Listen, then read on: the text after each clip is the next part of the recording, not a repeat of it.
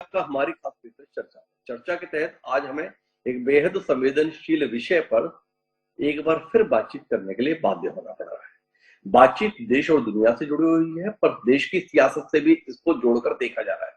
हम एक बार फिर कोरोना को लेकर बात कर रहे हैं। कोरोना के संदर्भ में हमें मिली जुली खबरें हैं, दुनिया के संदर्भ में बहुत ज्यादा चिंता पैदा करने वाली और देश और प्रदेश के संदर्भ में आशान्वित करने वाली। देश के संदर्भ में खबर ये आई कि 20 दिसंबर 2022 को देश में कोरोना के कुल 3,490 मरीज पाए गए। कुल 3,490 एक्टिव केस इस समय देश में है।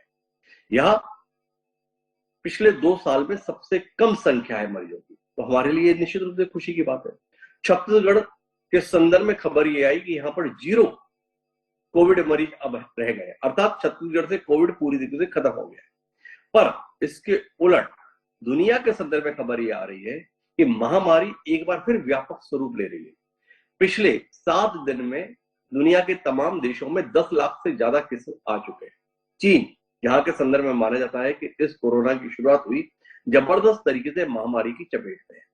चीन में लगभग हालात वैसे हैं जैसे हमने अपने यहाँ पर 2020-2021 में पहली और दूसरे दौर की महामारी के दौरान देखे थे। सारे अस्पताल खुल हैं, सारे शमशान खुल हैं, लोग तड़प रहे हैं, बिलख रहे हैं, माएं अपने बच्चों को लेकर मारी मारी घूम रही हैं, शमशान गृहों में कतार लगी हुई है। बीजिंग जैसे शहर में 24 घंटे शमशान में अंतिम संस्कार किया जा रहा है, पर इसके बावजूद भी लोग कतार में लगे हुए अपने परिजनों की बारी का इंतजार कर रहे हैं। यही हालात जापान के संदर्भ में है, कोरिया के संदर्भ में है, जर्मनी के संदर्भ में है और अमेरिका जैसे देश के संदर्भ में भी कोविड केसेस प्रतिदिन 10,000 से भी ज्यादा की रफ्तार से सामने आ रहे हैं। दुनिया दहशत में। चीन के संदर्भ में हालात जैसे बन रहे उसके संदर्भ में विशेषज्ञ बता रहे हैं कि अभी ये सिलसिला लंबा चलने वाला है। तकरीबन अप्रैल में चीन में पीक आएगा और उसके बीच में 3 बार लहर आने की संभावना बताई जा रही है। तकरीबन 80 करोड़ लोगों के संक्रमित होने और 22 लाख से ज्यादा लोगों के जान गंवाने की संभावना है। इन सारी खबरों के बीच में देश में भी चिंता व्याप्त है और इसी के संदर्भ में आज देश के स्वास्थ्य मंत्री मनसुख मंडाविया के द्वारा बाकायदा बैठक भी बुलाई गई और स्थिति की समीक्षा की गई। सरकार के द्वारा यह दावा किया गया है कि हम पूरी तरीके से सतर्क हैं, सभी एहतियाती कदम उठाए जा रहे हैं। ये सलाह सरकार के द्वारा दी गई है कि अब अगर आप भीड़ भरे इलाकों में जाते हैं तो वापस मास्क लगा कर जाए। ये सलाह है, अनिवार्यता के संदर्भ में अभी कोई आदेश जारी नहीं हुआ है। साथ ही ये भी चाहा गया है कि कोविड का जो बूस्टर डोज है वो भी सभी वो लोग जिन्होंने अभी तक नहीं लगवाया उन्हें लगवा लेना चाहिए। देश के संदर्भ में कोविड वैक्सीनेशन की स्थिति है कि अभी तक 220 करोड़ डोजेज लग चुके हैं।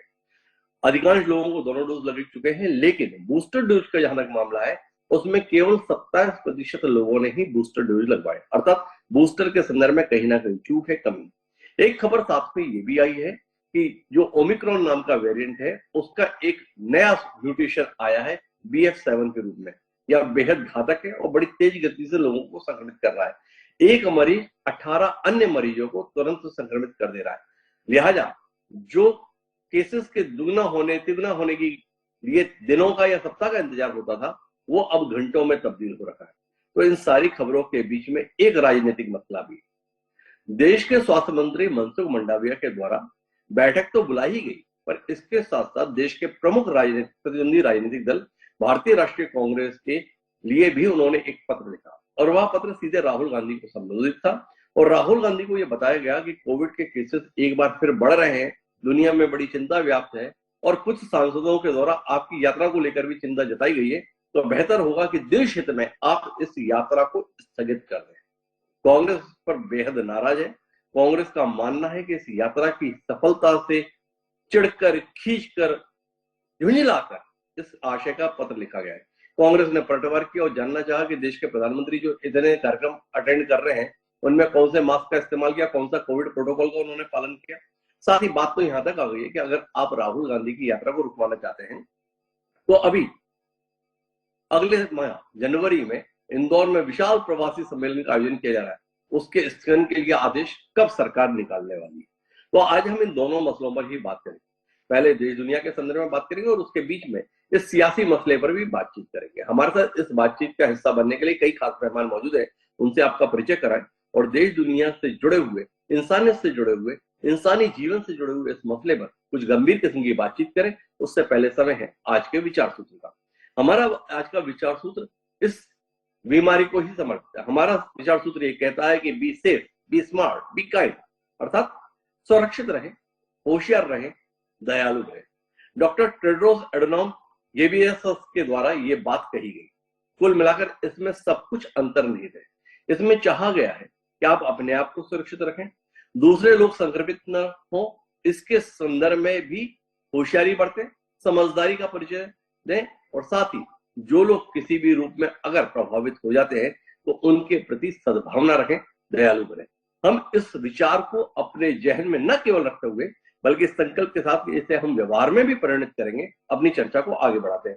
हमारे साथ इस चर्चा का हिस्सा बनने के लिए कई खास मेहमान है। हमारे साथ छत्तीसगढ़ के स्वास्थ्य मंत्री टी.एस. सिंहदेव जी खास तौर पर इस चर्चा के लिए मौजूद है। हमारे साथ डॉक्टर विमल चोपड़ा जी हैं, जो भारतीय जनता पार्टी के वरिष्ठ नेता, पूर्व विधायक भी हैं और साथ ही चिकित्सक भी हैं।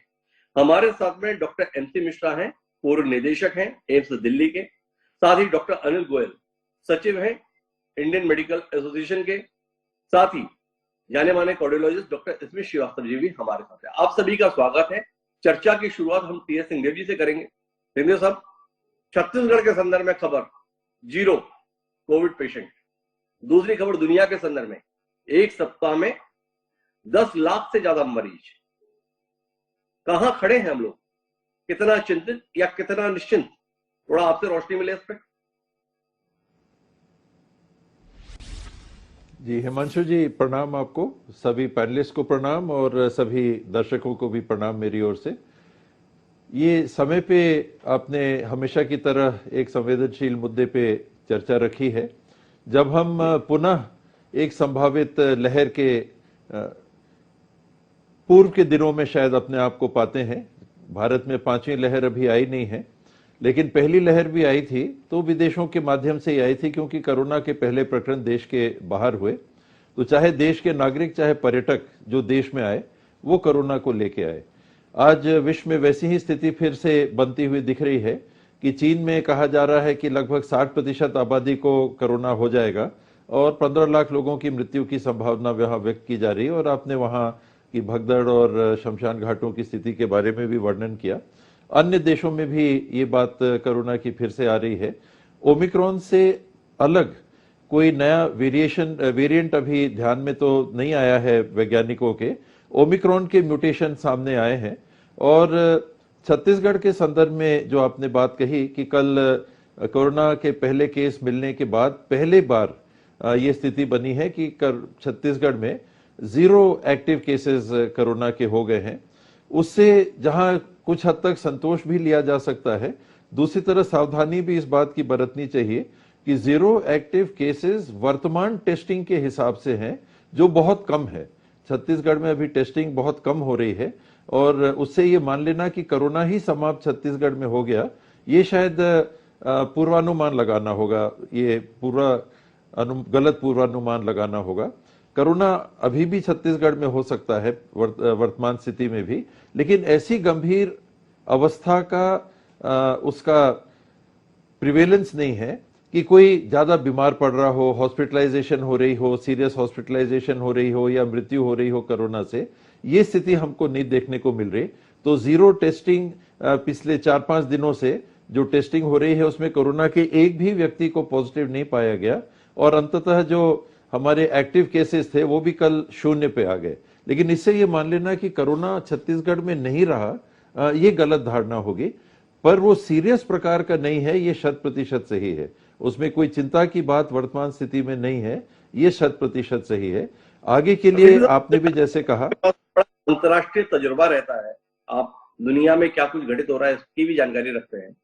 जब से कोविड आया और उसकी वैक्सीनेशन आई, तकरीबन हर सरकार ने वैक्सीनेशन अभियान को बड़ी गंभीरता के साथ दुनिया भर में चलाने की कोशिश की। अधिकांश लोगों ने वैक्सीन लगवा भी ली, पर वैक्सीन के बावजूद भी दुनिया में जिस तरीके से केसेस आ रहे हैं और गंभीर किस्म के केसेस भी आ रहे हैं, केवल सर्दी जुकाम नहीं हो रहा है, लोग जान गंवा रहे हैं। और अब तो जो विशेषज्ञ हैं जिनकी पहले भी व्यक्त की गई संभावनाएं आने वाले समय में सही साबित हुई, वही कह रहे हैं कि 20 लाख लोग मर जाएंगे। तो आपसे जानना चाहता हूँ, ये वैक्सीनेशन कार्यक्रम वाकई बचाव की दृष्टि से प्रभावी है या वैक्सीन होने के बावजूद भी अमेरिका जैसे देश में इतनी बड़ी संख्या में मरीजों का आना क्या इस पूरे वैक्सीनेशन कार्यक्रम को सवालों के घेरे में खड़ा नहीं कर देता? जहां तक मेरा अनुभव है छत्तीसगढ़ के संदर्भ में, और जो भी डाटा राष्ट्र के स्तर पे या अंतर्राष्ट्रीय स्तर पे मेरी जानकारी में आया, उसमें वैक्सीन से फायदा ही फायदा है, सिर्फ फायदा है, नुकसान नहीं है। कितने लोगों ने गंभीरता पूर्वक वैक्सीनेशन ली और कितने लोगों ने फर्स्ट डोज लिया, सेकेंड डोज लिया, बूस्टर डोज लिया, ये देश के अलग अलग देशों की मेरे पास पूरी जानकारी नहीं है। तो इसलिए कहा नहीं जा सकता कि जहां दोबारा हो रहा है वो वैक्सीनेशन लेने के बावजूद हो रहा है, या कोई ऐसा नया वेरिएंट आ गया है जिसमें वैक्सीनेशन कारगर साबित नहीं हो रही है, ये अभी कहा नहीं जा सक रहा है। ये और विशेषज्ञों की जानकारी आ जाएगी। जैसा आपने शुरुआत में ये भी कहा था कि स्वास्थ्य मंत्री जी देश के, उन्होंने एक डायरेक्शन कल ही जारी किया कि नए केसेस आए उनके जेनोम टेस्टिंग करा लीजिए। अर्थात अभी हमारे पास कोई ऐसी जानकारी नहीं है कि कोई नया वेरिएंट आ गया है, लेकिन कोई भी नए केस कोरोना के आए तो जेनोम सीक्वेंसिंग करा लीजिए, जेनोम टेस्टिंग करा लीजिए, ताकि कोई नया वेरिएंट आया हो जो आपने अभी बताया BA.7 इत्यादि नए वायरस का जो वेरिएंट आते जा रहे हैं, कई वेरिएंट आ गए हैं, उसमें उसके अलावा कोई ऐसा वेरिएंट तो नहीं आ गया है जिससे संक्रमण फैल रहा हो। लेकिन एक वैक्सीनेशन जिनने नहीं लिया जरूर ले लें, पहला डोज, दूसरा डोज, और जिनने पहला दूसरा डोज ले लिया है बूस्टर डोज से मत कतराएं। बच्चों के भी कॉर्बीवैक्स आया था, 12 साल तक के बच्चों के लिए आया था, फिर उसके ऊपर के आयु वर्ग के लिए बच्चों के लिए भी जो डोज आए थे ये भी बंद से हो गए हैं, थम से गए हैं। लोग सीरियसली वर्तमान में अभी नहीं ले रहे हैं। तो हमको चाइना में जो पहला कोरोना के प्रकरण आए थे उसके बाद हमको 2-3 महीने मिले थे, तब देश में जब कोरोना पहुंचा तो हमने देखा हम तैयार नहीं थे और बड़ा जो लॉकडाउन करना पड़ा, इत्यादि करना पड़ा, इसीलिए करना पड़ा कि हम तैयार नहीं थे। आज वो सारे अनुभव हमारे पास हैं। आपने कहा कि मास्क पहनने के भी सलाह दे दी गई है, तो ये अनुभव हमारे पास हैं। इन अनुभवों के साथ अगर आम नागरिक भी जिम्मेदारी अपनी मान के, सबसे पहले अपने लिए शायद, और उससे साथ साथ जिनके हम संपर्क में आएंगे अपने करीबी लोगों के लिए हमारे माध्यम से ना हो जाए, तो जरूर इसको अपनाना चाहिए। मैं आज भी जब भी मेरे को सर्दी खांसी होती है, मैं बाकायदे टेस्टिंग वालों को बुला के मैं कोरोना का टेस्ट कराता हूँ, RAT भी कराता हूँ, और RAT अगर नेगेटिव आया तो RT-PCR टेस्ट भी कराता हूँ। तो एक सलाह है मेरी कि जिनको सर्दी खांसी हो और खास करके अगर बुखार के लक्षण हैं तो आप प्लीज टेस्ट तो करा लीजिए। ये छत्तीसगढ़ के जो डाटा आए हैं कि 0 हमारे केस हो गए हैं, अभी हमारी टेस्टिंग कितनी हो रही है? 1200, 1500, 2000, इससे ज्यादा टेस्टिंग हमारी नहीं हो रही है। तो इससे कई जिलों में 0 टेस्टिंग हो रही है। तो उससे पूरा आश्वस्त मत होइएगा। कोई भी लक्षण हमको आए तो टेस्टिंग जरूर कराइए। चिंता तो स्वास्थ्य मंत्री के तौर पर थी सिंधिया साहब, लेकिन आप कांग्रेस पार्टी के बड़े नेता भी हैं। मुझे अपने बाकी पैनलिस्ट से, खासतौर पर 3 चिकित्सकों से बात तो केवल और केवल इस बीमारी के संदर्भ में करनी है, पर देश में बीमारी और सियासत साथ चलती है। आपने बताया कि सब लोग चिंता करें। देश को स्वास्थ्य मंत्री ने भी सलाह दी है, आपकी पार्टी के शीर्ष नेताओं में शुमार राहुल गांधी को अपनी भारत जोड़ो यात्रा स्थगित कर दें, कोविड के कारण कर दें, कोविड की संभावनाओं के चलते कर दें। क्या कहते हैं सिंधिया साहब, इस सलाह के संदर्भ में अमल करने योग्य है सलाह, या इसके संदर्भ में बतौर कांग्रेस नेता आपका कोई नजरिया? पहला तो मेरा निवेदन देश के सभी नागरिकों से और जिम्मेदार राजनीतिक दलों के जिम्मेदार साथियों से यही रहेगा कि कोरोना या इस प्रकार की महामारी में, संभावित महामारी में राजनीति ना लाएं। इसको राजनीतिक चश्मे से ना रंगे, वरना जो उसके परिणाम होते हैं कई बार दूरगामी परिणाम घातक भी होते हैं, नुकसान नागरिकों को होता है। राजनीति से ऐसी चीजों को एकदम दूर रखें। कार्यक्रम ना हो तो किसी के कार्यक्रम ना हो, कार्यक्रम हो तो एक जानकारी के साथ हो कि हम भाग ले रहे हैं। देश में अभी कोरोना के ऐसे केसेस नहीं हैं, लेकिन हमको मंत्री जी ने भी कहा है कि भीड़ भाड़ की जगह में मास्क पहन के जाइए, तो मास्क पहनना चाहिए। हम राहुल जी की यात्रा में जा रहे हैं, प्रधानमंत्री जी की सभा में जा रहे हैं, कोई दूसरे आयोजन में जा रहे हैं, सिनेमा हॉल में जा रहे हैं, मॉल में जा रहे हैं, तो मास्क पहनने में कोई हर्जा नहीं है। मास्क पहनने को एक आदत बतौर भी बना लें तो अच्छा रहेगा। राजनीति से इसको एकदम दूर रखना चाहिए। कांग्रेस भाजपा के लिए ऐसी महामारी में या ऐसी स्थितियों में कोई जगह नहीं है, ना होनी चाहिए। तो सिंधिया साहब बहुत स्पष्ट है कि इसको गंभीरता से लेने की जरूरत है। और दूसरा उनका आग्रह है कम से कम इस महामारी को सियासत में हथियार के तौर पर इस्तेमाल करने की कोशिश नहीं करनी चाहिए। संक्षिप्त में उन्होंने बहुत बड़ी बात कह दी है, पर हम विशेषज्ञों के साथ अपनी चर्चा को आगे बढ़ाते हैं। मेरे साथ में डॉक्टर एनसी मिश्रा जी हैं। मिश्रा जी लगातार इस कोविड काल के दौरान हमारे साथ मौजूद रहे जब जब हमने याद किया। मिश्रा साहब, एक बार फिर आपको याद करने के लिए हम मजबूर हैं, देश के नहीं दुनिया के हालात के चलते। थोड़ा आपसे जानना चाहते हैं आप कितने अचंभित हैं इस लहर से। अचानक दुनिया ऐसा महसूस करने लगी थी कि अब कोविड अतीत की बात हो गई, हम उससे उबर गए, अब ऐसी परेशानी नहीं रहेगी, आराम से जिए, मजे में रहें। नए साल के जश्न का दौर आ रहा है, होटलों में जगह नहीं है पैर रखने की। अब अचानक इस प्रकार की महामारी, थोड़ा रोशनी दीजिए ना, हो क्या गया अचानक हमारे साथ ये? शायद म्यूट कर रखा है मिश्रा साहब, मैं आग्रह करूंगा इसे अनम्यूट कर दें आप। धन्यवाद। आई थिंक सिंहदेव साहब ने बहुत सुंदर तरीके से सब वर्णन किया है हर परिस्थिति का। मैं समझता हूँ वो एक्सपर्ट से भी अच्छा वर्णन कर लेते हैं, जैसा मैंने देखा है पिछले 2 वर्षों में। बहुत ही परिपक्व तरीके से अपने विचार रखते हैं और उनके सभी विचारों से मैं पूर्णतः सहमत हूँ। हाँ, चीन में जो हालात बने हैं वो उससे मुझे कोई अचंभा नहीं है। पहले तो चीन पे बहुत हम विश्वास नहीं कर सकते। क्या वहां से खबरें आती हैं, क्योंकि छन छन के आती हैं वहां से खबरें। सही खबर तो चीन से समाचार तो मिलता नहीं है। अब आपको याद होगा 2020 में वो अप्रैल में कोविड फ्री हो गए थे, ओपन अप हो गए थे, पार्टीज हो रही थी वहां पे, सारी दुनिया कोविड का तांडव देख रही थी, चीन खुशियां मना रहा था। और आज जब सारी दुनिया में नियंत्रण में है कोविड, ठीक है बढ़ा है, अमेरिका में भी बढ़ा है, क्योंकि अमेरिका में भी एंटी वैक्सीन लॉबी वाले बहुत सारे थे, 15-20% लोग थे। कोरिया में भी बढ़ा है, जापान में भी बढ़ा है, ब्राजील में भी बढ़ा है। और सर्दियों के जब ये महीने आते हैं तो तरह तरह के वायरल संक्रमण बढ़ते हैं। ये हम लोग हर वर्ष देखते हैं, कोविड से पहले भी ऐसा होता था, कोविड के बाद भी होगा। और ये हमने आपके कार्यक्रम में भी ये कहा है कि कोविड वायरस, कोरोना वायरस कहीं जाने वाला नहीं है। वो हमारे बीच में था, वो हमारे बीच में है, वो हमारे बीच में रहेगा। क्या उसकी शेप होगी, क्या उसका संरचना होगी, क्या म्यूटेशन होगा, कब वो किस में गंभीर हो जाएगा। पिछले 6 महीने में भी मुझे मालूम है कुछ लोगों को संक्रमण हुआ है कोविड का, जिनकी हालत गंभीर हुई और उसमें लोगों की मृत्यु भी हुई भारत में कोविड से। तो ऐसा नहीं है कि कोविड, जैसे सिंहदेव साहब ने भी कहा कि ऐसा मानना कि अगर केसेस कम हुए हैं तो कोविड नहीं है हमारे आसपास, ये कहना उचित नहीं है। चूंकि ओमिक्रॉन वेरिएंट ऐसा था कि संक्रमण अवश्य कर रहा था, लेकिन उसमें हॉस्पिटल में एडमिशंस नहीं बढ़े थे, गंभीरता नहीं हुई उस रोग की। फिर भारत और चीन में जो सबसे बड़ा फर्क है कि भारत में जो हमारा टीकाकरण अभियान है बहुत सुचारू रूप से हुआ, इसके बावजूद कि लोगों को बहुत संदेह था कि ये हो पाएगा कि नहीं हो पाएगा, लेकिन हुआ। और बूस्टर डोज भी 30% करीब लोगों ने ले ली है। उसके अलावा संक्रमण भी बड़ी संख्या में हुआ, तो उससे भी जो प्रतिरोधक क्षमता बनी है लोगों में और जो प्रोटेक्शन मिला है वो भी कहीं ना कहीं हमारी मदद करेगा। अगर मैं बीच में रोकना चाहता हूं, एक जानकारी साझा करना चाहता हूं।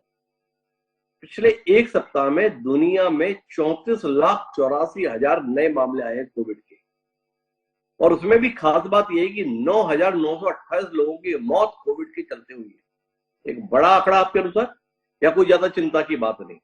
और दुनिया में इतना बड़ा आंकड़ा है, हिंदुस्तान के संदर्भ में उल्टा है, हिंदुस्तान में केसेस ही नहीं है, कुल केस ही 3,500 रह गए देश में। इस उलटमासी के संदर्भ में थोड़ा रोशनी मिले, क्या ये हमारे लिए निश्चिंत रहने की बात है, या नई लहर की शुरुआत हमारे यहाँ पहले नीचे फिर ऊपर, तो आने वाले समय की आहट है? नहीं, हमको तैयार रहना चाहिए। बढ़ेगा संक्रमण तो किसी ना किसी रूप में आएगा, क्योंकि वायरस को आप एक बाउंड्री से रोक नहीं सकते। अगर लोगों का आवागमन होगा, यात्रा करेंगे लोग एक देश से दूसरे देश में, तो संक्रमण तो आएगा। किस रूप में आएगा, कितना आएगा, ये आवश्यक नहीं है कि जो लोगों ने प्रेडिक्शंस कंप्यूटर पे बैठ के किए हैं वो सही ही साबित हो। ऐसा पहले भी हो चुका है, पहली वेव में भी हुआ था, लोगों के ज्यादातर प्रेडिक्शंस गलत हुए थे। दूसरी वेव में भी ज्यादातर प्रेडिक्शंस गलत हुए थे। ये मैथमेटिकल जो कैलकुलेशन लोग कर लेते हैं जनसंख्या को अनुपात लगा के और गुणा भाग करके, बहुत गलत भी साबित हुए। किसी का ही विरला कोई संक्रमण होगा। अब जैसे पिछले वर्ष हम लोगों ने कितनी चर्चा की थी कि तीसरी लहर आएगी डेल्टा वेरिएंट के बाद। अक्टूबर निकल गया, दिवाली निकल गई, दशहरा निकल गया, नवंबर निकल गया, दिसंबर में ओमिक्रॉन का चला और फिर वो फरवरी मार्च तक आते आते वो भी ठीक हो गया। तो ये किसी को पता नहीं होता है, लेकिन हाँ ये चिंता का विषय अवश्य है कि अगर इतने केसेस हैं और इतनी मृत्यु भी हो रही हैं तो ये एक चिंता का विषय अवश्य है। लेकिन हमारी परिस्थिति बाकी देशों के हिसाब से थोड़ी सी अच्छी है। एक तो टीकाकरण होने की वजह से, दूसरे बहुत सारे लोगों को तीनों वेव्स में संक्रमण हो चुका है और अभी 1 वर्ष नहीं हुआ है ओमिक्रॉन को भी। तो ये अगर हम माने कि जो नेचुरल इम्यूनिटी ओमिक्रॉन से मिली है, दूसरे वेव्स में मिली है, वो भी काम करेगी इसमें हम लोगों के सबके बचाव। साहब, भारत के संदर्भ में अपेक्षाकृत आशान्वित है कि हमारी स्थितियां गंभीर नहीं होगी। संक्रमण तो होगा, लेकिन उस संक्रमण के चलते जान का जोखिम हो ऐसा नहीं लगता है। मुझे जाना अनिल गोयल साहब के पास है, लेकिन उससे पहले मैं सिंधु साहब आपसे एक बात पर राय लेना चाहता हूं। जब पहली वेव आई थी उस समय इस बात की देश में बड़े लोगों को शिकायत रही कि भारत सरकार ने समय रहते आवश्यक कदम नहीं उठाए। दुनिया से फ्लाइट आ रही थी और उस फ्लाइट से ही हमारे यहाँ कोरोना के ये वेरिएंट आए। एक बार फिर दुनिया में बड़े पैमाने पर संक्रमण फैल रहा है। यह अंतर्राष्ट्रीय उड़ानों को लेकर आपके पास कोई नजरिया है? क्या भारत सरकार से आग्रह करने की दृष्टि से कोई खतो किताबत आपका करने का इरादा है? क्या राय रखते हैं आप इस संदर्भ में? इसमें हम शिथिल हो गए हैं। अभी हवाई जहाजों में हम लोग भी जब यात्रा कर रहे हैं, पहले एयर होस्टेस अनाउंस कर देती थी कि भाई जिनने मास्क नहीं पहना है मास्क पहन लीजिए, वरना हाईकोर्ट का ऐसा आदेश है और आपको प्लेन से भी उतारा जा सकता है। पिछले महीने भर के अंदर में वो अनाउंसमेंट भी लगभग बंद हो गए, यानी हम उस नाते थोड़े शिथिल हो गए हैं। तो अंतर्राष्ट्रीय ट्रैवल में विशेष करके हमको सतर्क हो जाना चाहिए। अभी कई लोग बता रहे हैं जो विदेश से यात्रा करके आए कि हमने वहां टेस्टिंग कराई, लेकिन हमको यहाँ देश में किसी ने पूछा भी नहीं कि आप टेस्ट करा के आ रहे हो कि नहीं। वो टेस्ट करा के आए थे, लेकिन एयरपोर्ट में किसी ने नहीं पूछा। तो अब वो गलती नहीं करनी चाहिए। समय रहते हुए पुराने अनुभव के आधार पर, इसलिए मैंने उसको कहा था कि हमको ये सारी पद्धतियां चालू कर लेनी चाहिए। और कुछ लोग ये मांग कर रहे हैं कि चीन से आने वाले उड़ानों को प्रतिबंधित कर देना चाहिए। इसके संदर्भ में आपकी कोई राय? प्रतिबंधित तो नहीं, वो स्थिति नहीं है, लेकिन सावधानी बरतने के लिए केसेस को आइडेंटिफाई कर सके, उनके मूवमेंट को सीमित कर सके, तो फैलाव कम से कम हो सके। इस बाबत अभी वैसी कोई चिंता नहीं है कि उड़ानों को प्रतिबंधित करने के पक्ष में नहीं है, लेकिन उड़ानों के दौरान कोरोना प्रोटोकॉल का पालन फिर से सुनिश्चित किया जाए, इसकी जरूर वो हिमायत कर रहे हैं। लेकिन मेरे पास डॉक्टर अनिल गोयल जो इंडियन मेडिकल एसोसिएशन के सचिव है, उनसे बात करने के लिए थोड़े अलग सवाल है। कोविड महामारी में बड़े पैमाने पर हमने अपने लोगों को नहीं खोया, बल्कि इन मरीजों का इलाज कर रहे डॉक्टरों को भी खोया। इंडियन मेडिकल एसोसिएशन लगातार इस संदर्भ में इश्यूज रेज कर रहा था। एक बार फिर पूरी दुनिया से चिंता में डालने वाली खबरें आ रही। आईएमए इस पूरे घटनाक्रम को किस नजरिए के साथ है, अपने डॉक्टरों के संदर्भ में किस नजरिए के साथ है, इसे जानने में दिलचस्पी है। अनिल साहब, देखिए, हम लोगों का बिल्कुल ये मानना है कि सर्विलेंस हमको बढ़ाना होगा। डॉक्टर्स के लिए भी सर्विलेंस बढ़ाना होगा, पेशेंट्स के लिए भी सर्विलेंस बढ़ाना होगा। और उसका तरीका क्या है कि जैसे अभी आपने इंटरनेशनल ट्रैवल की बात की, या जो हमारे यहाँ हम अपने डॉक्टर्स को एडवाइजरी जारी कर रहे हैं, जो भी मरीज आपके यहाँ खांसी जुकाम बुखार आ रहे हैं, उनको आप पोटेंशियल कोविड समझिए। वो कोविड हो सकते हैं या फ्लू हो सकते थे, इसलिए उनका सबका RT-PCR करना जरूरी है। आप खुद अपने क्लिनिक में जो पेशेंट्स आ रहे हैं, खुद आप मास्क पहनिए, 2 गज की दूरी रखिए, हैंड हाइजीन रखिए, और अपने मरीजों से भी ये इंश्योर करिए कि वो 2 गज की दूरी रखें, मास्क पहनकर आपके क्लिनिक में, आपकी OPD में आए। आपकी इमरजेंसी में जो पेशेंट्स आ रहे हैं, खास तौर से जो फीवर वाले हैं, उनके लिए हम एक फीवर क्लिनिक बनाने की बात कर रहे हैं।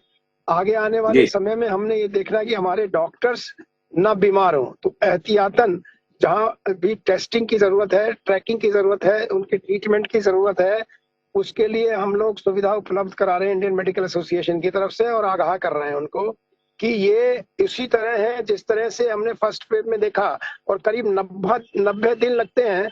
जब पहले ये बीमारी शुरू हुई चाइना में, उसमें करीब 90 दिन में वो देश में हमारे आती है।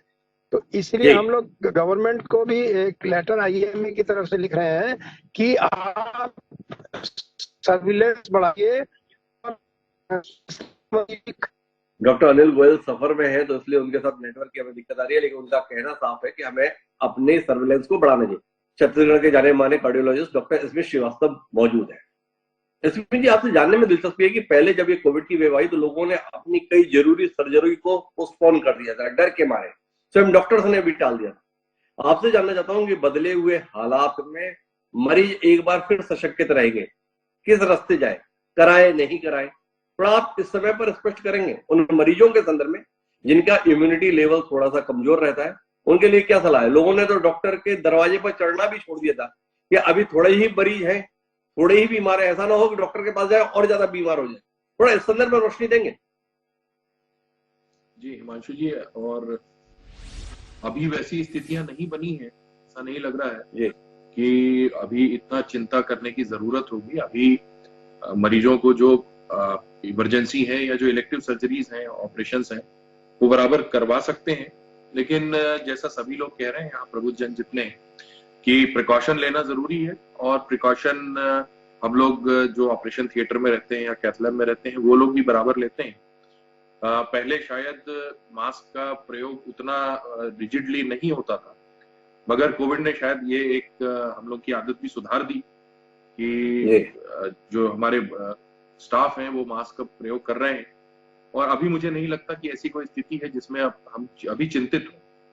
ये जो केसेस बढ़ रहे हैं, शायद ये वो सेक्ट ऑफ पॉपुलेशन बची हुई है जो पहले और दूसरी वेव में प्रभावित नहीं हुई थी, चाहे वो चाइना की पॉलिसीज के कारण या अन्य कारण से, या साइनोकेम की जो वैक्सीन है उसके उतने प्रभावी नहीं होने के कारण है। तो अभी उतनी चिंता का विषय है ऐसा नहीं लगता। लेकिन बात केवल चीन के संदर्भ में तो नहीं है ना इसमें जी, केवल चीन में केसेस नहीं बढ़ रहे हैं।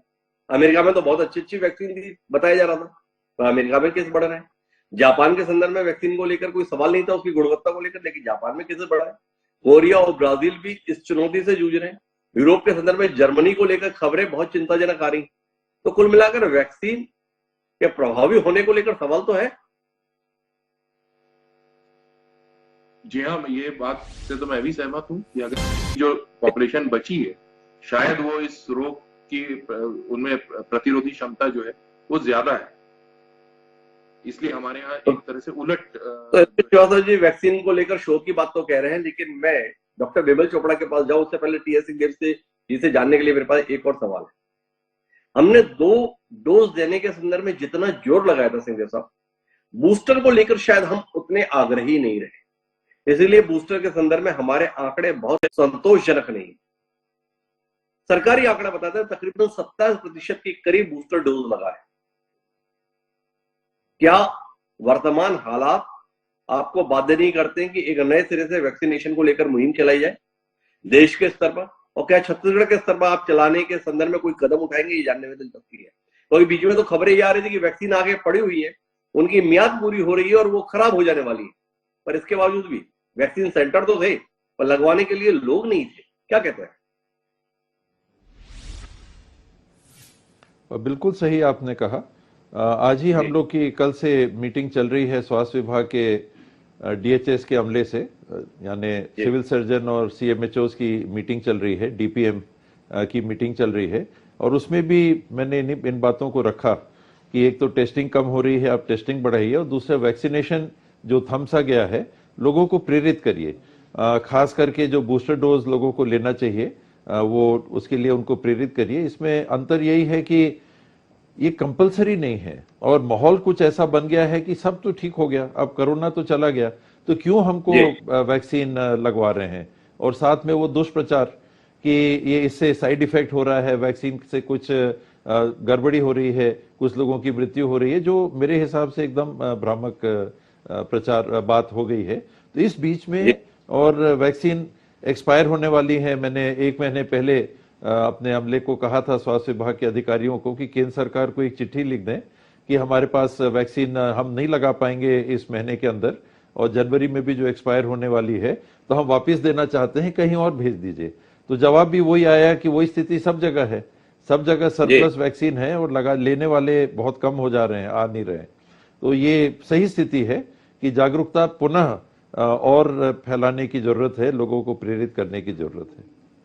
अब इस कार्यक्रम के अंतर्गत अपने दर्शकों से आग्रह कर सकते हैं कि कोविड को लेकर अगर आप ये निश्चिंतता के साथ है कि सब कुछ खत्म, अब कुछ चिंता करने की बात नहीं है, तो ऐसा नहीं है। दुनिया के हालात देखिए और इस हालात से समय रहते कदम उठाइए। और अगर बूस्टर डोज आपने नहीं लगवाया तो तुरंत पता कीजिए कहां लग रहा है और जाके लगवाइए। सरकार की तरफ से वैक्सीन उपलब्ध है पर आप लगवाने के लिए तैयार नहीं है, इसलिए देश दिक्कत में आ सकता है। पर मेरे साथ इस चर्चा को राजनीतिक दृष्टि से महत्वपूर्ण बनाने के लिए एक किरदार और जुड़ चुका है। नाम है उनका डॉक्टर विमल चोपड़ा।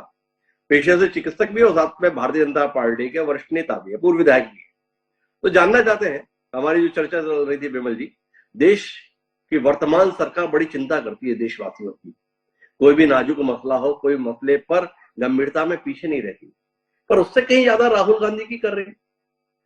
आपके माननीय केंद्रीय स्वास्थ्य मंत्री कोरोना को लेकर बातचीत करने, बैठक करने, देश के स्वास्थ्य तमाम राज्यों के स्थान मंत्रियों से बातचीत करने के स्थान पर राहुल गांधी को पत्र लिख रहे हैं कि कोविड के संदर्भ में आप अपनी भारत जोड़ो यात्रा को तुरंत बंद कर दीजिए। ये इतना डर, इतनी दहशत, इतनी आशंका किस बात को लेकर? कोविड को लेकर या भारत जोड़ो यात्रा से राहुल गांधी की बनती छवि और उनके प्रति देश में पैदा होता हुआ आकर्षण समझना मुश्किल हो गया। किससे ज्यादा डर गए आप लोग, कोरोना के वायरस से या राहुल गांधी की संभावित लोकप्रियता से? हिमांशु जी, ऐसा है, देश में वो घबराहट वाली कोई स्थिति नहीं, किसी प्रकार से कोरोना को लेकर के पैनिक होने की स्थिति अभी नहीं बनी है। और जो हमारे देश में वैक्सीन बने वो गुणवत्ता युक्त थी, ये आज पूरे विश्व में सिद्ध हो रहा है। पहले इस पर प्रश्न चिन्ह लगता था, हमारे देश के लोग भी लगाते थे, विदेश के लोग भी लगाते थे, लेकिन हमारे वैज्ञानिकों ने जो वैक्सीन बनाई वो गुणवत्ता युक्त थी, ये आज तय हो चुका है। और जहां तक मैं कहूं कि पहली दूसरी लहर में वास्तव में हम बहुत घबराए हुए थे, बहुत लोगों की मौत हुई, लेकिन तीसरी लहर आई और हमारे देश से निकल गई, पता भी नहीं चला। कई लोगों को कोरोना हुआ और कोरोना होने के बाद जब उन लोगों ने टेस्ट कराया तो उनको पता चला कि कोरोना हुआ। तीसरी लहर में हमारे देश में किसी प्रकार की कोई घबराने वाली स्थिति पैदा नहीं हुई। आज भी जब ये चौथी लहर आ भी जाएगी तो मेरे को लगता है कि हमारे देश में जो है ये स्थिति नहीं कि हम किसी प्रकार के घबराएं। जहां तक भारत जोड़ो यात्रा की है, तो जो हमारे स्वास्थ्य मंत्री ने पत्र लिखा है वो एक सावधानी के बतौर लिखा है कि आप यदि भारत जोड़ो यात्रा कर रहे हैं, करने में कोई आपत्ति नहीं है, लेकिन सरकार ने जो गाइडलाइन जारी की है, क्योंकि राहुल गांधी जी एक देश के बहुत बड़ी पार्टी के बहुत बड़े नेता हैं और भारत जोड़ो यात्रा में बहुत भीड़ आ रही है और इस लोकतांत्रिक देश में हम उनको जबरदस्ती रोक भी नहीं सकते। लेकिन कल दिन वो ये ना कहे कि आपने तो हमको सावधान नहीं किया, कोरोना फैल गया तो आपने हमको बताया नहीं कि भाई इस प्रकार से आप कीजिए। ये एक पत्र के द्वारा उनको सूचित किया गया है कि ये सावधानियां बरतिए और यदि संभव हो सके तो अभी रोक दीजिए, और समय है आप कर सकते हैं, लेकिन कोई रोक नहीं सकता इस यात्रा को, ये तो तय है इस देश में। अब जहां तक बात है, मैं छत्तीसगढ़ सरकार की बात करूं, टीएस सिंहदेव जी बहुत सफोगाई के लिए अपने बहुत जाने जाते हैं, ईमानदार नेता हैं, सच बोलने वाले हैं, और उन्होंने स्वीकार भी किया कि बूस्टर डोज के मामले को लेकर के सरकार की जो आज स्थिति है और जो जगहसाई हो रही है, हम मान सकते हैं कि बूस्टर डोज को लेकर के सरकार जो है वो बहुत लापरवाह बनी रही और आज बूस्टर डोज पड़ी है यहाँ और लगाने वाले मिल नहीं रहे, या सरकार उस प्रकार का प्रयास नहीं कर रही है जैसा प्रयास करना चाहिए। कोविड को लेकर के मेरे बात में एक ध्यान और यह है कि केंद्र सरकार के द्वारा ऑक्सीजन प्लांट बनाने के लिए भी बहुत सारा पैसा जो है कई जिलों के लिए दिया गया। आज भी वो ऑक्सीजन प्लांट जो है अभी पूरे नहीं हो पाए हैं, बन नहीं पाए हैं, जबकि कोविड के 1.5 से 2 साल का समय निकल गया है। वो ऑक्सीजन प्लांट जिसका पैसा केंद्र सरकार के ने दिया है वो भी अभी पूरे नहीं बन पाए हैं। तो राज्य सरकार को भी अपने तरफ से कहीं ना कहीं बहुत ज्यादा सावधानी की जरूरत है, घबराने की जरूरत नहीं है किसी प्रकार से। आज हमारे देश में इतनी ज्यादा इम्यूनिटी जो है कोरोना को लेकर के पैदा हो चुकी है कि इसके लिए कोई घबराहट न फैले, कोई हम पैनिक ना हो, अपने रोजमर्रे के काम को ना छोड़ें, लेकिन इसको लेकर के सावधान जरूर रहें, सचेत जरूर रहें कि कहीं सावधान रहे, सचेत रहे। ये बात बतौर चिकित्सक विमल चोपड़ा, बतौर भारतीय जनता पार्टी के नेता, एक महत्वपूर्ण बात जो उन्होंने कही वो ये है कि राहुल गांधी की यात्रा में बहुत लोग आ रहे हैं। कम से कम इस कोविड के चलते भारतीय जनता पार्टी ये मानने के लिए तो तैयार हुई कि राहुल गांधी की यात्रा में लोग आ रहे हैं, नहीं तो इससे पहले तो भारतीय जनता पार्टी ये मानने के लिए तैयार नहीं थी कि इस यात्रा में लोग आ रहे हैं। तीसरी महत्वपूर्ण बात जो उन्होंने कही है वो ये कही है कि हमने तो समय रहते आगाह कर दिया है ताकि भविष्य में ये शिकायत ना रहे कि आपने समय रहते चेताया नहीं था। बहरहाल हम इस चर्चा को वापस अब कोविड पर लेकर आते हैं, राजनीतिक मसलों से बाहर निकलकर। हमारे साथ में MC मिश्रा साहब जैसा विशेषज्ञ यहाँ मौजूद है, उनसे समझने की कोशिश करते हैं इस कोविड के संदर्भ में। नया साल का जश्न शुरू हो रहा है मिश्रा साहब, बड़े स्तर पर पार्टियों का आयोजन किया जा रहा है, दुनिया जहान के लिए लोग निकल चुके हैं, अपने अपने देश को छोड़कर जा चुके हैं। अब ऐसे हालात के बीच में ये नई समस्या, ये नई चुनौती, ये नई सलाहें, इन सबके बीच में आम आदमी करे तो क्या करे, थोड़ा बताइए रमेश साहब। अब निकल गए हम तो विदेश के लिए, क्या करें? वहां होटल बुक करा चुके हैं, क्या करें? पार्टी के लिए पैसे दे चुके हैं, दोस्तों को बुला रहे हैं, क्या करें? तो मेरे साथ आप ही बताओ ऐसे मसले पे क्या करें। देखिए, अब मैं आज से 3 वर्ष पहले जाता हूं, जब मार्च 2020 में हमारे एक सहयोगी थे यहीं गुड़गांव में। उस समय तक कोविड का वो स्वरूप सामने नहीं आया था जो बाद में आया। तो उन्होंने मार्च के महीने में एक गेट टुगेदर डिनर रखा था, तो मैंने उनको मैसेज किया कि सर इसको स्थगित कर सकते हैं क्योंकि ये बड़ी चर्चा हो रही कोविड वाली। तो उन्होंने मेरी बात मान के वो स्थगित कर दिया था। अभी जैसे सभी लोग ये मान रहे हैं, भारत में वो स्थिति अभी नहीं है कि हम बचाव के उपाय करते हुए पार्टी कर सकते हैं, गेट टुगेदर कर सकते हैं, क्योंकि अभी वो स्थिति यहाँ बनने में, अगर बनेगी भी तो समय लगेगा उसमें। और फिर जब ऐसा समय आएगा तो मैं समझता हूँ उस समय लोग इस पे जरूर बचाव करेंगे, जो हम लोगों ने किया है पिछले 3 वर्षों में कि टेस्टिंग, ट्रैकिंग, ट्रीटमेंट और फिर कोविड अप्रोप्रिएट बिहेवियर, फिर वैक्सीनेशन। तो ये सब तो जो सुझाव है हम लोग सब दे ही रहे हैं। मैं भी कल जैसे बॉम्बे गया था, वहां पे एक हमारा कोर्स था, तो मास्क का प्रयोग मुझे नहीं लगता हम में से किसी भी कोई भी कर रहा था उस समय। हाँ, एयरलाइन में जरूर हम मास्क लगा के बैठे थे। तो मैं समझता हूँ ये बचाव के उपाय हम सब फिर से शुरू कर दें। हम तो हॉस्पिटल में तो मास्क लगा के जाते ही हैं, रोगियों को मिलते हैं, देखते हैं, बात करते हैं तो भी मास्क लगा के ही करते हैं। तो मैं समझता हूँ कि लोगों में इतनी जागरूकता है, थोड़े आप लोगों के माध्यम से और मिल जाएगी। ये जो कार्यक्रम कर रहे हैं उसका उद्देश्य भी यही है कि लोगों में जागरूकता आए। जिन्होंने बूस्टर डोज नहीं लगवाया, तीसरी प्रोटेक्शन डोज नहीं लगवाई है, वो लोग वो लगवा लें। जिन्होंने अब तक वैक्सीनेशन नहीं कराया है वो वैक्सीनेशन की तरफ चले जा सकते हैं। आपने जागरूकता की बात की, लोग जरूरत से ज्यादा जागरूक, इसीलिए वैक्सीनेशन को लेकर परेशान है, लगवाए कि ना लगवाए, इधर कुआ उधर खाई। अब खबर आती रहती है कि एक बढ़िया जिम ट्रेनर था, कुर्सी पर बैठे बैठे ही निपट गया। खबर आती है आजकल की बच्चा नाच रहा था, नाचते ही खत्म हो गया। हर तरह से खबर आ रही है, क्यों हो रहा है ऐसा? कोई बताता है मेरे हाथ में दर्द है, दर्द खत्म ही नहीं हो रहा है। कब से नहीं हो रहा है? जब से कोविड हुआ तब से नहीं हो रहा है। तो ये जो कोविड के वैक्सीनेशन के साथ में लोगों को लग रहा है मौत उनसे दूर नहीं, मौत कुछ और करीब आती जा रही है, इसका क्या करें? और इस जागरूकता के संदर्भ में जो बात कर रहे हैं वो वायरल होती है। वो जिम का ट्रेनर कुर्सी पर बैठे बैठे खत्म हो गया। हर व्यक्ति ने अपने घर में देखना चाहा अपनी कुर्सी को कि मेरी कुर्सी पर तो कुछ नहीं हो रहा। तो थोड़ा इसके संदर्भ में बताइए ना, लोग तो इतना डरे हुए हैं इस वैक्सीन से। अपने एक्सपीरियंस से बता सकता हूं, जो मेरे को अनुभव हुआ है।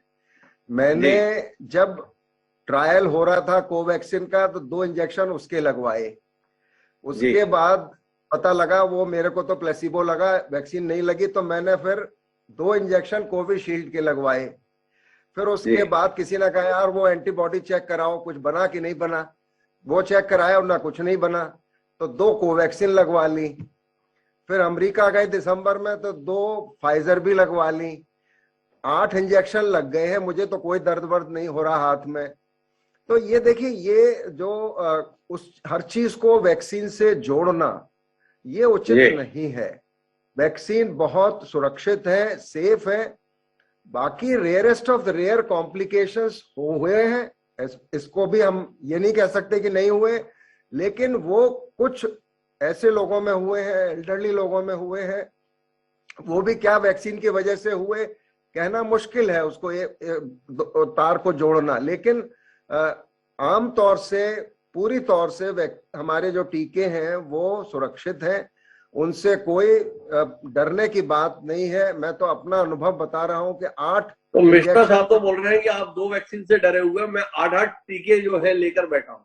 2 को छोड़ भी दे, उनमें केवल पानी था, पर 6 तो वैक्सीन मैंने ली हुई है। और अभी भी मेरे साथ कार्यक्रम में वो आराम से बातचीत कर रहे हैं।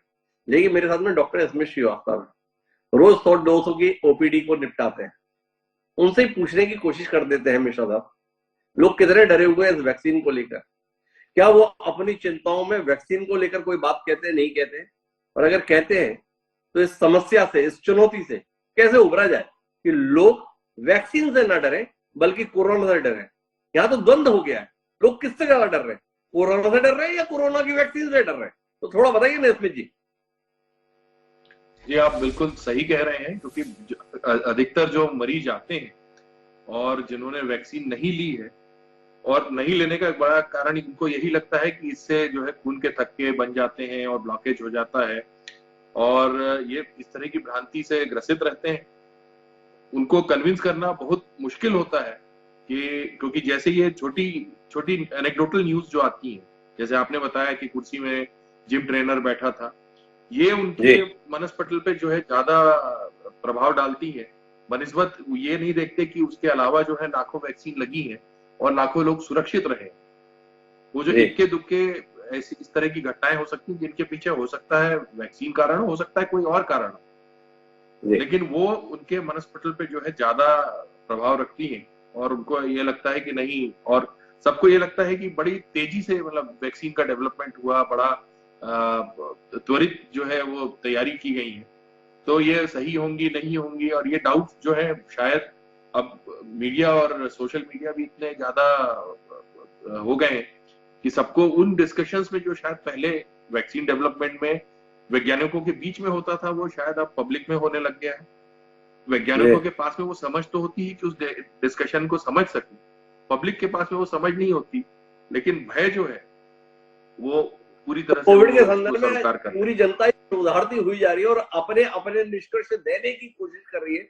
शायद ये चुनौती है। लेकिन मैं एक मसले पर और राय लेना चाहूंगा, इसके बाद मैं डॉक्टर अनिल गोयल साहब के पास चलूंगा और कार्यक्रम का समापन हम डॉक्टर विमल चोपड़ा से करेंगे। इसमें जी जो आपसे समझने की बात है इस मसले पर वो ये है, इस समय बड़ी संख्या में ऐसे मरीज भी हमारे बीच में हैं जो आफ्टर कोविड इफेक्ट की बात करते हैं। उन्हें लगता है कि उन्हें कोविड हुआ था और कोविड के बाद वो किसी ऐसी बीमारी से ग्रसित हो गए हैं जिसका इलाज नहीं निकल रहा है। कोई अपने कंधे के दर्द से परेशान है, कोई अपने सिर के दर्द से परेशान है, कोई घुटनों के दर्द से परेशान है, और इसके संदर्भ में कारण यही बता रहे हैं वो कोविड। ये कितनी सच्चाई है? बहुत ज्यादा सच्चाई तो नहीं है। लॉन्ग कोविड एक जरूर नोन फैक्ट है, और लॉन्ग कोविड लेकिन इतना कॉमन भी नहीं है। और इस तरह की जो है घटनाएं या इस तरह की जो कंप्लेंट्स है लोगों की, वो लॉन्ग कोविड सभी को हो ऐसा नहीं है। ये मैं इसको मजाक के रूप में कहता हूं कि पहले जो है फैमिली प्लानिंग ऑपरेशन पे हर चीज ब्लेम की जाती थी। जो भी हुआ उन्होंने मेरी नसबंदी की और नसबंदी के कारण से जो है मैं कमजोर हो गया, आंखें कमजोर हो गई, यही हो गया।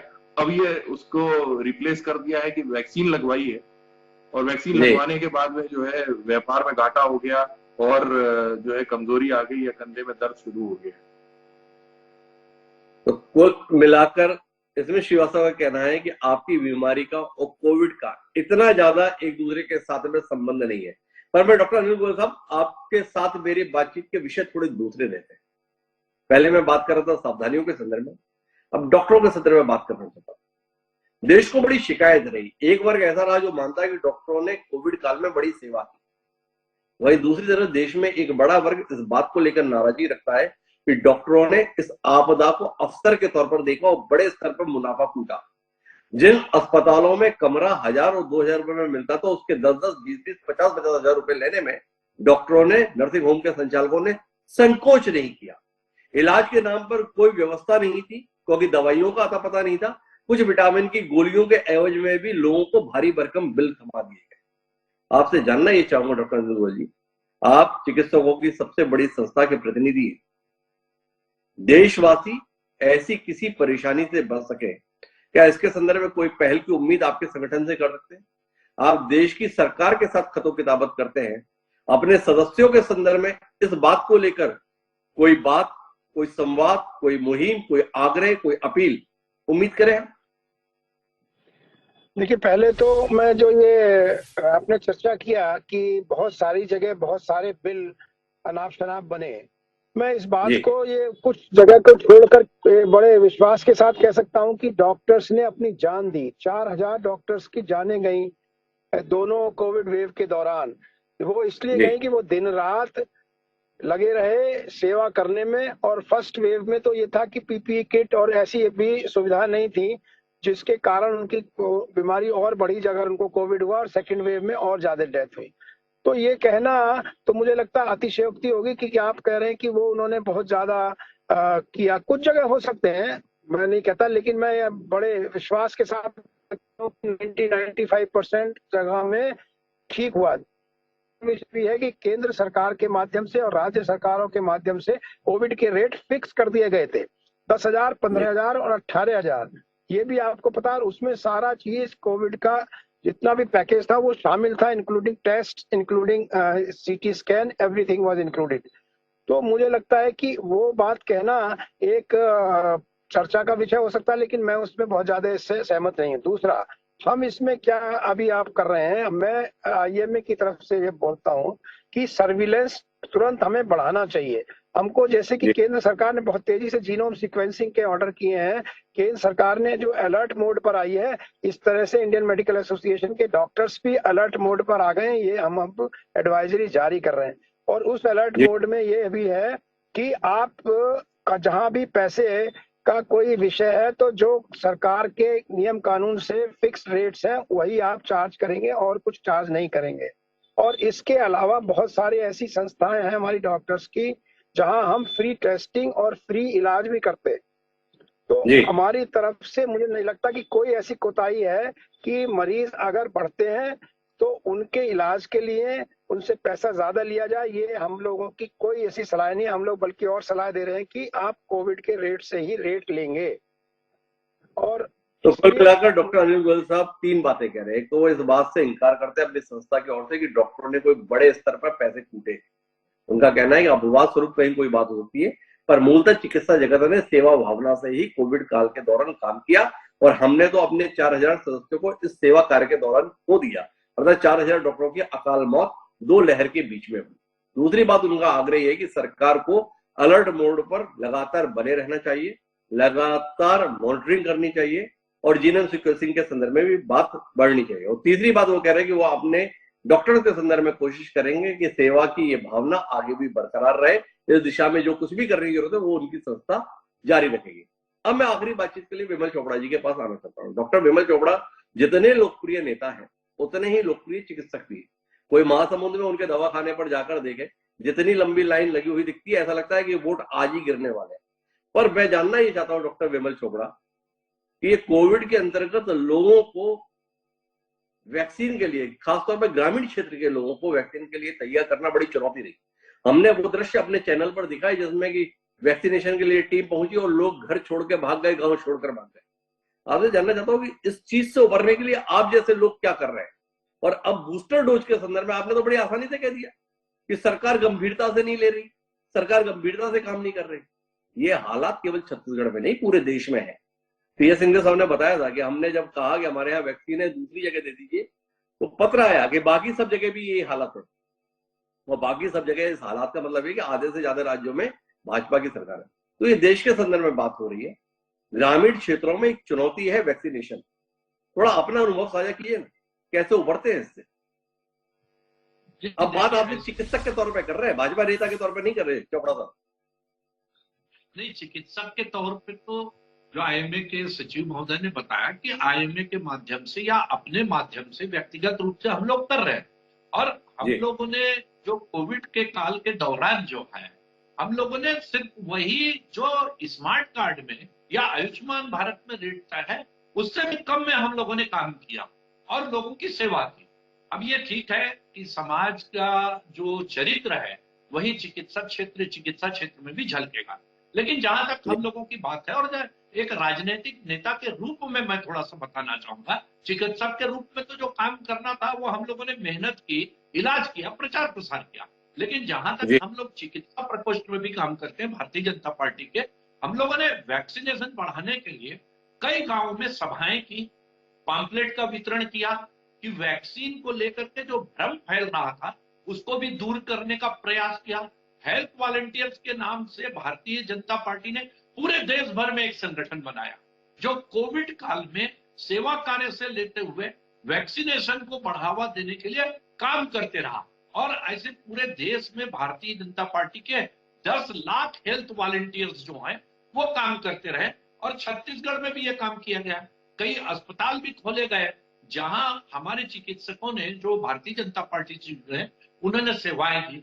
और इस प्रकार से अरे विमल चोपड़ा जी, आपने भाजपा के तौर पर और भारतीय जनता पार्टी ने इस देश के संवेदनशील राजनीतिक दल होने के नाते जो काम किया वो तो आपने विस्तार से बता दिया। मूल मुद्दे पर वापस लाता, ग्रामीण क्षेत्र के लोगों को वैक्सीन के लिए राजी करना बड़ी चुनौती है।